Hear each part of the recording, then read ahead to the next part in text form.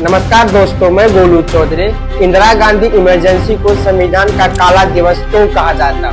Allahabad high court द्वारा इंदिरा गांधी को parliament से क्यों निष्कासित कर दिया? रातों रात सभी अपोजिशन लीडर अटल बिहारी वाजपेयी, लालकृष्ण आडवाणी, जयप्रकाश नारायण जैसे बड़े नेता को बेवजह जेल की सलाखों के पीछे इंदिरा गांधी की सरकार ने क्यों भेज दिया? जयप्रकाश नारायण का एक भाषण ने भारत की आम जनता को 2 साल तक अंधकार में धकेल दिया। इंदिरा गांधी इमरजेंसी में भारत के मौलिक अधिकार को भी छीन लिया गया और न ही इसके खिलाफ कहीं भी अपील कर सकते थे। इमरजेंसी लगाने की सारी वजह Jayaprakash Narayan corrupt case, private nurse case, सारा कुछ को इस वीडियो में डिटेल से समझते हैं। ऐसा पहली बार नहीं था जब आजाद भारत पर इमरजेंसी डिक्लेयर किया गया था। इससे पहले 1962 में इंडो चाइना वार और 1971 में इंडिया पाकिस्तान वार के बीच इमरजेंसी डिक्लेयर किया गया था, लेकिन 1975 का इंदिरा गांधी इमरजेंसी और सबसे डिफरेंट था।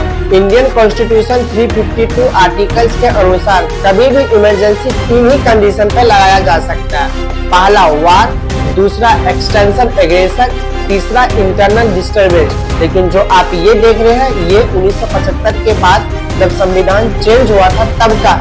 ये जो 1971 और 1962 में इमरजेंसी लगाया था दोनों वार से रिलेटेड था, लेकिन ये जो इंदिरा गांधी इमरजेंसी था बाद में इंदिरा गांधी ने अपने जस्टिफिकेशन में कहा मैंने इंटरनल डिस्टर्बेंस के तौर पे इमरजेंसी लगाया था। लेकिन 1975 के बाद इस कॉन्स्टिट्यूशन को चेंज कर दिया गया, वहाँ आर्म्ड लिबरेशन लिखा गया। चलिए दोस्तों समझ लेते हैं इमरजेंसी क्यों लगाई गई थी। साल 1971-72 में पूरे भारतवर्ष में कांग्रेस का दबदबा था। उस टाइम कांग्रेस की ही सरकार थी।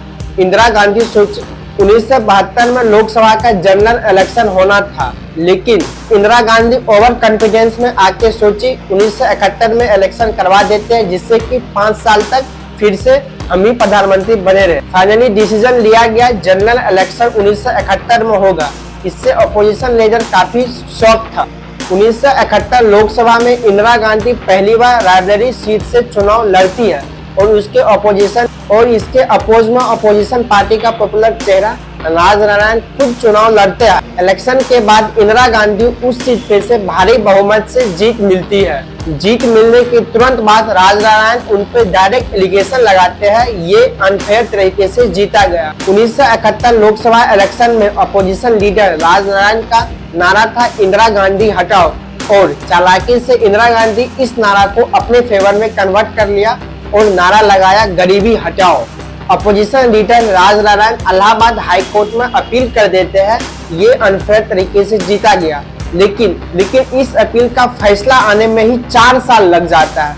तब तक इंदिरा गांधी प्रधानमंत्री बनी रहती है। फाइनली 4 साल के बाद 12 जून 1975 को इलाहाबाद हाई कोर्ट अपना जजमेंट देते हैं। उन्होंने कहा इंदिरा गांधी ने अपने कैंपेन के दौरान गवर्नमेंट लाउड स्पीकर का यूज किया, लेकिन ये कैंपेन के दौरान यूज नहीं किया जा सकता क्योंकि ये गवर्नमेंट का है। दूसरा एलिगेशन लगता है कई सारे IAS IPS ऑफिसर को इंदिरा गांधी ने अपने इलेक्शन में एक पार्टी वर्कर्स की तरह यूज किया। इलाहाबाद हाईकोर्ट ने आर्टिकल 123 के तहत इंदिरा गांधी को पार्लियामेंट से निष्कासित कर दिया। ऑब्वियस सी बात है इस डिसीजन से इंदिरा गांधी खुश नहीं थी। उन्होंने फिर सुप्रीम कोर्ट में अपील किया। इलाहाबाद हाईकोर्ट जजमेंट के जस्ट 12 दिन के बाद सुप्रीम कोर्ट ने अपना जजमेंट दिया। सुप्रीम कोर्ट ने अपना जजमेंट दिया Indira Gandhi next general election तक PM रहेंगे, लेकिन किसी भी पार्लियामेंट या वोटिंग में वो पार्टिसिपेट नहीं करेंगे। यानी कि सीधा तौर पे PM तो रहेगी लेकिन सारा पावर उनसे छीन ली गई। ठीक उसी टाइम पे भारत के कोने कोने से इंदिरा गांधी के अगेंस्ट प्रोटेस्ट करने लगा, क्योंकि वो जिस स्लोगन के साथ प्राइम मिनिस्टर बनी थी उसमें वो कामयाब नहीं रही थी। उन्होंने कहा था गरीबी को हटाएंगे, लेकिन देश में बढ़ती महंगाई बेरोजगारी को लेकर हर जगह से प्रोटेस्ट होने लगा। उसी प्रोटेस्ट में से एक जयप्रकाश नारायण, उन्होंने सबसे पहले 1974 में बिहार में प्रोटेस्ट किया। धीरे धीरे गुजरात, हरियाणा, पंजाब और जगह भी इंदिरा गांधी के अगेंस्ट प्रोटेस्ट होने लगा। फाइनली 25 जून 1974 को जयप्रकाश नारायण दिल्ली के रामबेरी मैदान में प्रोटेस्ट किया। उस टाइम वहाँ भाषण सुनने के लिए वहाँ लाखों में लोग आए थे। उस टाइम तक कभी भी इतना आदमी किसी एक पर्सन का भाषण सुनने नहीं आया। जयप्रकाश नारायण ने अपने भाषण में कहा जनता से अपील किया सो वो पुलिस की बात नहीं माने और पुलिस से अपील किया वो सरकार की बात नहीं माने। और इंदिरा गांधी कभी नहीं चाहती थी इसका ये प्रोटेस्ट पूरे भारत में फैले। इंदिरा गांधी जेपी नारायण का इसी भाषण को मुद्दा बना के इंटरनल डिस्टर्बेंस के हेल्प के पूरे देश में इमरजेंसी लगाने का सोच रही थी। फाइनली 25 जून 1975 को इंदिरा गांधी ने उस टाइम के प्रेसिडेंट फखरुद्दीन अली अहमद से रिक्वेस्ट किया से पूरे देश में इमरजेंसी डिक्लेयर कर दिया। इस चीज का इंदिरा गांधी एक रिटर्न नोट फाइनली 25 जून 1975 को शाम में Indira Gandhi all India radio पर इंटरनल डिस्टर्बेंस का नाम देके भारत के आम जनता को ये मैसेज दिया। भाइयों और बहनों, राष्ट्रपति जी ने आपातकाल की घोषणा की है। इससे आतंकित होने का कोई कारण नहीं है। आप सभी गहरे और व्यापक षड्यंत्र से अवगत होंगे जो उस समय से रचा आ रहा है और यहीं से शुरू हुआ इंडियन कॉन्स्टिट्यूशन का ब्लैक डे। इमरजेंसी लगते ही रातों रात जयप्रकाश नारायण, अटल बिहारी वाजपेयी, अरुण जेटली जैसे बड़े लीडर को रातों रात जेल में डाल दिया। बेवजह जेल में अपोजिशन लीडर और आम जनता को अनबिलीवेबल ट्रीटमेंट दिया जा रहा था, जैसे कि कोई बहुत बड़ा क्राइम किया हो। Torture, political poison in India में बताया गया है। उस टाइम तक भारत का ऑलमोस्ट सभी जेल भरा हुआ था। इंदिरा गांधी इमरजेंसी से एक चीज और जुड़ा हुआ है, फोर्स नसबंदी। एक्चुअली हुआ ये था 1970 के आसपास इंडिया में पॉपुलेशन रैपिडली ग्रो कर रहा था और इंडिया के पास इतना रिसोर्सेस नहीं था। इमरजेंसी के दौरान गवर्नमेंट को फ्री हैंड मिल चुका था जिसको अच्छे से यूज किया गया। लोगों को जबरदस्ती नसबंदी कराया गया, इरेस्पेक्टिव वो मैरिड हो या अनमैरिड हो। टोटल इमरजेंसी के दौरान 60 लाख से प्लस आदमी को नसबंदी कराया गया।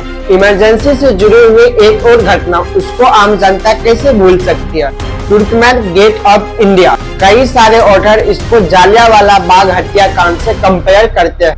एक्चुअली हुआ ये था, तुर्कमैन गेट ऑफ इंडिया ये एक दिल्ली का जगह है और इस्लाम में नसबंदी को हराम माना जाता है और इमरजेंसी के कारण गवर्नमेंट को खुला छूट मिला हुआ था। इसी का उन्होंने भरपूर फायदा उठाया और जबरदस्ती मुस्लिम लोग को नसबंदी कराया गया था। ऑब्वियस सी बात है, इससे मुस्लिम पार्टी काफी नाराज थे।